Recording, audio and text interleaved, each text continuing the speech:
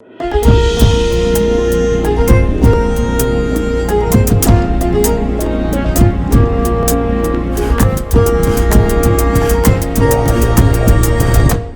ጤና ይስጥልን ውድ የፈታ ቤተሰቦች እንደምን ቆይታችኋል? የዕለተ ረቡዕ የምሽት መረጃዎችን ከዚህ አስከትለን እናሰማለን።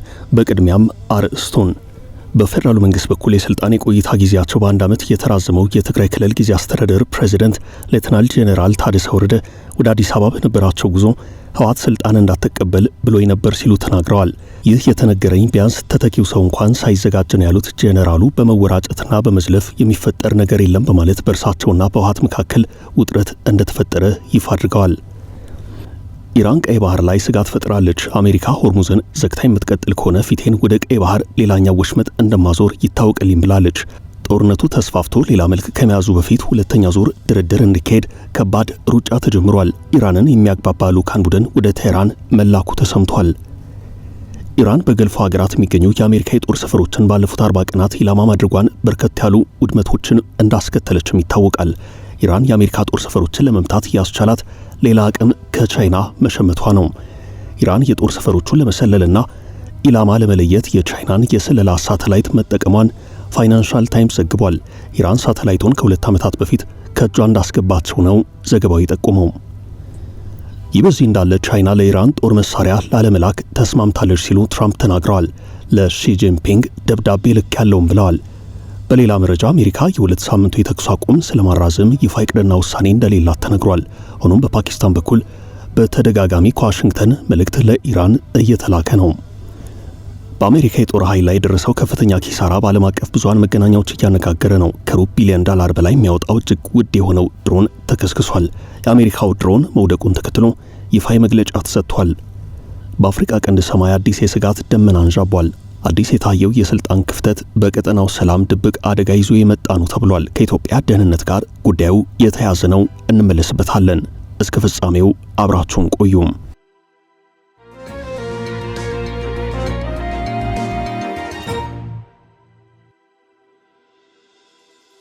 ወደ ቀይ ባህር ልተኩስ ነው።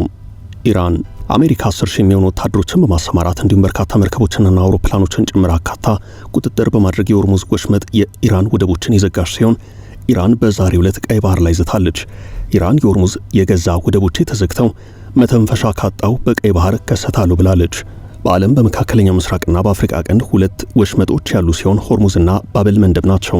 ሆርሙዝ ሰርጥ በፐርሺያን ገልፍና በኦማን ገልፍ መካከል የሚገኝ ሲሆን የዓለም 20% የንግድ ሸቀጥ መተላለፊያ ነው።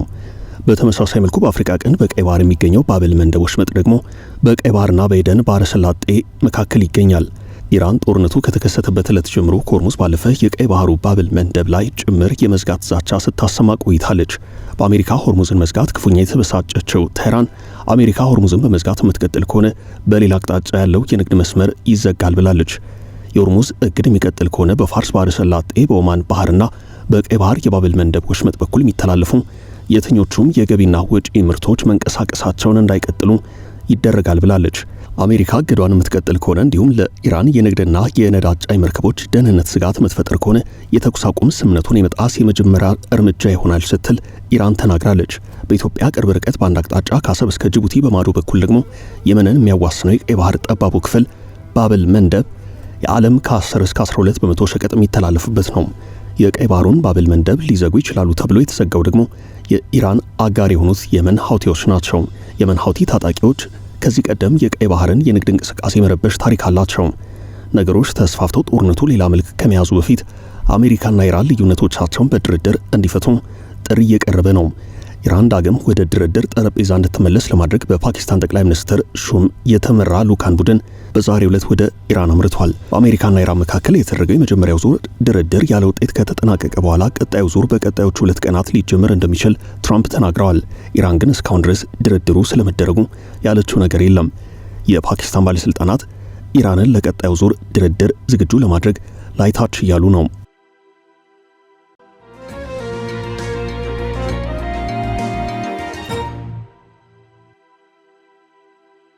የጄኔራሉና የህወሓት ፍጥጫም በትግራይ ጊዜ አስተዳደር በፕሬዝዳንትነት ለአንድ ተጨማሪ ዓመት እንዲያገለግሉ የቆይታ ጊዜያቸው በጠቅላይ ሚኒስትር አብይ አህመድ የተራዘመላቸው ሌተናል ጄኔራል ታደሰ ወረደ ከመቀለ ወደ አዲስ አበባ ጉዞ ከማድረጋቸው በፊት ስልጣን እንዳይረከቡ ተነግሯቸው ነበርም። ፕሬዝዳንቱ አዲስ አበባ ላይ የተራዘመውን የጊዜ አስተዳደር ስልጣን ተረክበው ወደ መቀለ ከተመለሱ በኋላ ባሉት አጠቃላይ ጉዳዮች ዙሪያ ማብራሪያ የሰጡ ሲሆን ቢቢሲ አማርኛው ቋንቋ አገልግሎት ይህን አስመልክቶ ባወጣው ዘገባ የፕሬዝዳንትነት የስልጣን ዘመን መራዘምን እንደማይቀበል ራሳቸው ሌተናል ጄኔራል ታደሰ ወረደም ቢሆኑ ኃላፊነቱን እንዳይቀበሉ ማሳሰቢያ ደርሷቸው እንደነበር ተናግረዋል። ይህ ሁሉ የተፈጠረው ከህወሓት ጋር ነው። ከፌደራሉ መንግስት ጋር ምንም አይነት ግንኙነት የሌለውና ከህጋዊ ፓርቲነቱም የተሰረዘው ህወሓት እንደ አንድ ባለድርሻ አካል ሆኜ ከፌደራሉ መንግስት ጋር የፕሪቶሪያውን የሰላም ስምምነት እየተፈራረምሁት እኔ ነኝ። እናም በአስተዳደሩ ዙሪያ ያሉትም ጉዳዮች በቀጥታ ይመለከቱኛል ብሏል። የትግራይ ጊዜ አስተዳደር ፕሬዝዳንት ሌተናል ጄኔራል ታደሰ ወረደ የስልጣን ዘመን በአንድ ዓመት መራዘሙ ይፋ ከተደረገ በኋላ ህወሓት እርምጃውን የፌደራል መንግስት የተናጠለ ውሳኔ ነው ሲል ተቃውሞ አሰምቷል። ህወሓት የጄኔራል ታደሰ የስልጣን ዘመን መራዘምን አስመልክቶ ባወጣው መግለጫ የትግራይ ጊዜ አስተዳደር የስልጣን ዘመን ማራዘም የሁለትዮሽ የፖለቲካ ውይይት ሳይደረግ የህወሓት እውቅናና ተሳትፎ ሳይኖር የኢትዮጵያ መንግስት በብቸኝነት የሰጠው ውሳኔ ነው ብሏል። ፕሬዝዳንቱ የስልጣን ዘመናቸው ከመጠናቀቁ በፊት የትግራይ ጊዜ አስተዳደር ጉዳይ ላይ ለመምከር ወደ አዲስ አበባ ከመጠራታቸው በፊት በህወሓት የቀረበ አማራጭ ተተኪ ሰው ወይንም ሌላ ሐሳብ እንዳልነበር መናገራቸውን ዘገባው አመላክቷል። ህወሓት ሐሳቡ በፌደራሉ መንግስት ተቀባይነት ይኑረው አይኑረው ተተኪ ይሆናል ያለውን ሰው ባላዘጋጀበት ለምን ጄኔራል ታደሰን ስልጣን እንዳይረከቡ ፈለገ የሚለው ጉዳይ ግን ግልጽ አይደለም። ስልጣን አልፈልግም እምቢ ማለት መብት ነው። ነገር ግን አንተም እምቢ በል ስልጣን እንዳትቀበል ብሎ ማለት ግን ልክ አይደለም። እኔም ይህንን ሐሳብ አልቀበለውም ሲሉ ሌተናል ጄኔራል ታደሰ ወረደ በህወሓት አመራሮች ሐሳብ ላይ አለመስማማታቸውን ገልጸዋል። የሌተናል ጄኔራል ታደሰ ወረደ መግለጫ በእርሳቸው አስተዳደርና በህወሓት ባለስልጣናት መካከል ግልጽ የሆነ ልዩነት እንዳለ ያሳየ ነው። ጄኔራሉ በመግለጫቸው በመጎራጨትና በመዝለፍ የሚፈጠር ነገር የለም ብለዋል።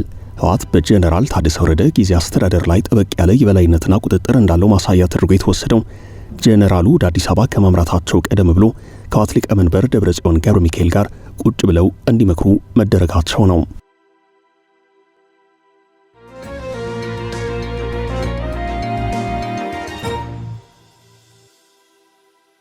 ኢራን የቻይናን የስለላ ሳተላይት ትጠቀማለች ተባለም።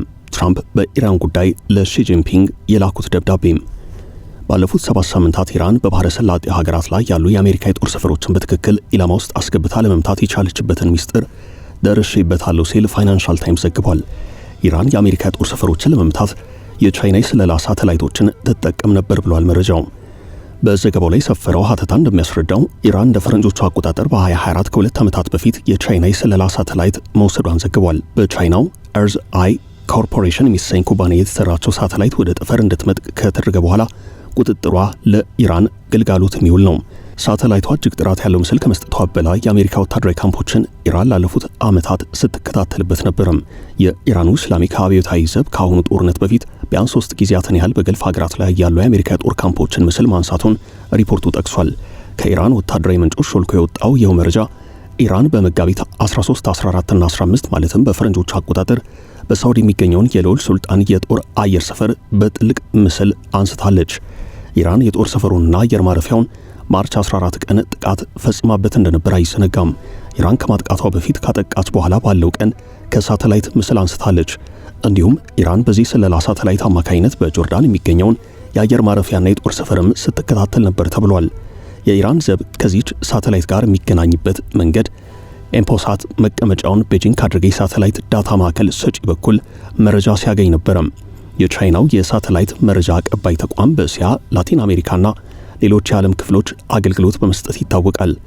ፋይናንሻል ታይምስ የሳተላይት መረጃ አቅራቢውና የኢራን አብዮታዊ ዘብ መካከል ስላለው ግንኙነት ለነጩ ቤተ መንግስትና ለፔንታገን ጥያቄ አቅርቦ መልስ አለማግኘቱን አክሏል። የቻይና የውጭ ጉዳይ መስሪያ ቤት ግን ዘገባውን አጣጥሏል። የፈጠራና የውሸት ነው ሲል ቻይና ለኢራን የሰጠችው ሳተላይት የለምም ብሏል። ከሰሞኑ ትራምፕ ቻይና ለኢራን መሳሪያ ልትሰጥ ስለመሆኑ አንስተው ነበርም። ዛሬ ትራምፕ ለቻይናው ፕሬዚደንት ሺ ጂንፒንግ ኢራንን በተመለከተ ደብዳቤ እንደጻፉላቸው የገለጹ ሲሆን ቻይና ለኢራን መሳሪያ እንዳትሰጥ ጠይቄያለሁ፣ ፕሬዚደንቱም እንደማይሰጡ የሚያረጋግጥ ደብዳቤ መልሰው ልከውልኛል ብለዋል።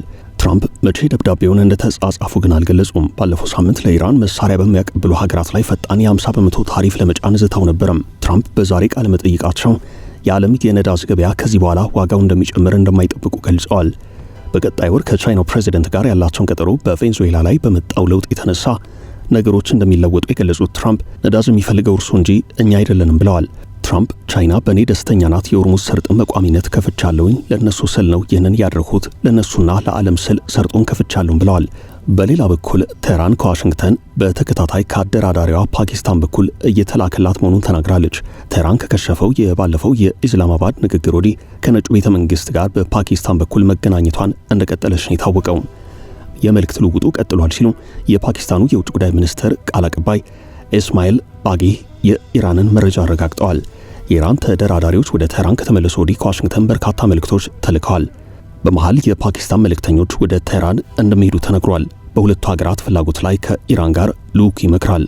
ለ2 ሳምንታት ስምምነት የተደረገበት የተኩስ አቁም በዚህ ሳምንት የሚጠናቀቅ ሲሆን የተኩስ አቁሙ ስለመቀጠሉ በአሜሪካ በኩል ስለማራዘም እቅድ ስምምነት አለመኖሩን የዜና ምንጮች ዘግበዋል።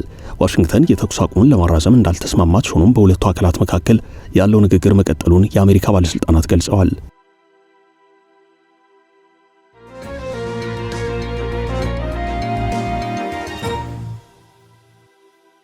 የአሜሪካ ድሮን ወደቀም። በአሜሪካ የጦር ኃይል ላይ የደረሰው ከፍተኛ ኪሳራ በዓለም አቀፍ ብዙሃን መገናኛዎች እያነጋገረ ነው። ከሩብ ቢሊዮን ዶላር በላይ የሚያወጣው እጅግ ውድ የሆነው ድሮን ተከስክሷል። የአሜሪካው ድሮን መውደቁን ተከትሎ ይፋዊ መግለጫ ተሰጥቷል። ከሩብ ቢሊዮን ዶላር በላይ የሚያወጣውና የባህር ክፍሎችን በዘመናዊ መንገድ ለመሰለል የታለመው MQ-4C ትራይተን የተባለው ድሮን በድንገት ከራዳር ጠፍቶ በፋርስ ባህረ ሰላጤ ውሃ ላይ ተከስክሷል። በመካከለኛው ምስራቅ ያለው ውጥረት በጨመረበት በዚህ ወቅት የአሜሪካ ባህር ኃይል እጅግ ዘመናዊና ውድ የሆነው MQ-4C ትራይተን የተሰኘው የስለላ ሰው አልባ አውሮፕላን በፋርስ ባህረ ሰላጤ ላይ መከስከሱን ይፋ አድርጓል። ይህ ድሮን ከቀናት በፊት በድንገት ከራዳር እይታ ውጭ መሆኑ የተነገረ ሲሆን ለክስተቱ መንስኤ የሆነ ጉዳይ እስካሁን በውል አለመታወቁ ከፍተኛ ጥርጣሬ ፈጥሯል። ድሮኑ ከመከስከሱ በፊት በከፍተኛ ፍጥነት ቁልቁል ሲወርድ እንደነበር ተጠቁሟል። በቴክኒክ ብልሽት ወይንም በጠላት ጥቃት የመከስከስ እድሎች ለወታደራዊ ተንታኞች መከራከሪያ ሆኗል። የዚህ ድሮን መከስከስ በገንዘብ ረገድ ብቻ ሳይሆን በስትራቴጂያዊ መረጃ ረገድም ለአሜሪካ ትልቅ ኪሳራ መሆኑ እየተነገረ ነው። ዲ ዎር ዞን እንደዘገበው የወደመው የMQ-4C ትራይተን ድሮን ዋጋው ከ238 ሚሊዮን የአሜሪካ ዶላር በላይ ነው። ይህ የጦር መሳሪያ ከፍታ ላይ ሆኖ ሰፊ የባህር ክልልን ለመሰለልና መረጃዎችን ለማጠናቀር ታስቦ የተሰራ ነው። በድንገት ከጥቅም ውጭ መሆኑ የአሜሪካንን በባህረ ሰላጤ ላይ ያላትን የክትትል አቅም ለአጭር ጊዜም ቢሆን ሊፈትነው ይችላል ተብሏል። በአደጋው ወቅት በሰው ላይ የደረሰ ጉዳት አለመኖሩ ቢረጋገጥም ድሮኑ የወደቀበት ትክክለኛ ቦታና ፍርስራሹን የማግኘቱ ሂደት ግን ከፍተኛ ጥንቃቄን ይጠይቃል።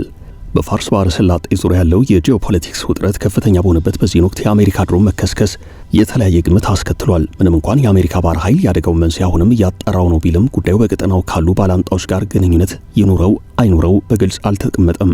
የድሮን በከፍተኛ ቴክኖሎጂ የተገነባ በመሆኑ ፍርስራሹ በሌሎች አካላት እጅ ቢገባ ሊፈጠር የሚችለው የደህንነት ስጋት አሜሪካ የአደጋውን መንስኤና ሁናቴ በአፋጣኝ እንድታጣራ ግፊት እያደረገባት ነው።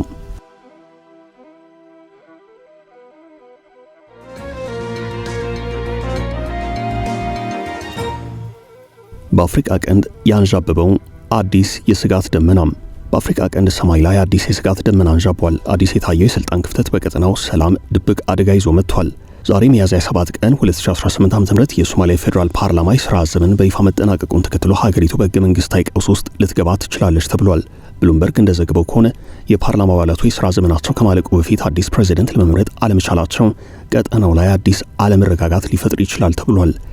ከሶማሊያ ጋር ሰፊ ድንበር ለምትጋራውና በሶማሊያ ሰላም ማስከበር ስምሪት ውስጥ ትልቅ ሚና ላላት ኢትዮጵያ ይህ የጸጥታ ስጋት ሊሆን እንደሚችል ተጠቁሟል።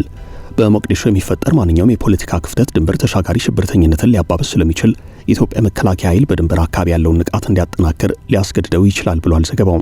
ይህ የፖለቲካ አለመረጋጋት የመጣው በሶማሊያ መንግስትና በተቃዋሚ ወገኖች መካከል ያለው ልዩነት እየሰፋ ባለበት ወቅት ነው። ፕሬዚደንት ሐሰን ሼህ መሐመድ የስልጣን ዘመናቸውን ለማራዘም ጥረት እያደረጉ ነው በሚል በተቃዋሚዎች የሚቀርብባቸው ክስ በአገሪቱ የፌዴራል አወቃቀር ላይ ከፍተኛ ጫና ፈጥሯል።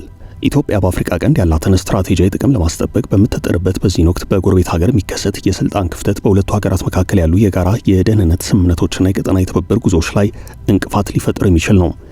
በአሁኑ ወቅት ያለው የስልጣን ክፍተት በሶማሊያም ሆነ ለጎረቤት ሀገራት የደህንነት ትልቅ ስጋት ሊሆን የሚችል ነው።